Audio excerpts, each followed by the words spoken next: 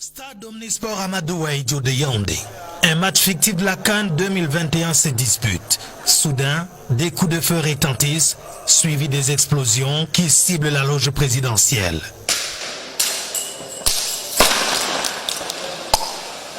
C'est la panique générale. Des victimes sont enregistrées. Dans la foulée, des membres du gouvernement sont pris en otage par les auteurs des coups de feu. C'est la première étape d'un exercice de simulation d'une attaque terroriste montée par le groupe interministériel de la planification stratégique, chapeauté par le secrétaire général de la présidence de la République. Suite à l'explosion qui a eu lieu au niveau de la tribune présidentielle et l'effondrement des gradins de la tribune présidentielle, il y a eu des victimes au niveau des décombres et en même temps il y a eu des blessés graves au niveau de la tribune. Deuxième étape, la réponse. Notre premier objectif, c'était libérer les otages.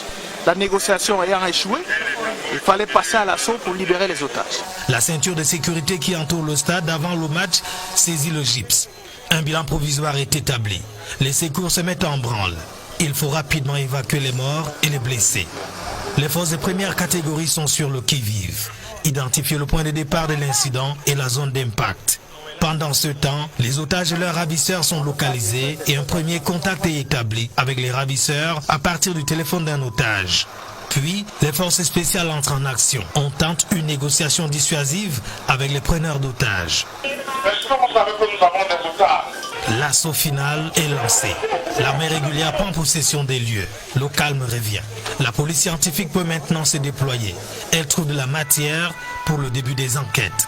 Nous avons trouvé des douilles, nous avons trouvé 2 téléphones et je pense qu'avec ça nous pourrons travailler en bonne et due forme. Au bout de 8 heures, la situation revient au calme. Mais c'est un exercice en lui-même qui reste à parfaire. Les officiels rassurent, la CAN aura sa sécurité au top.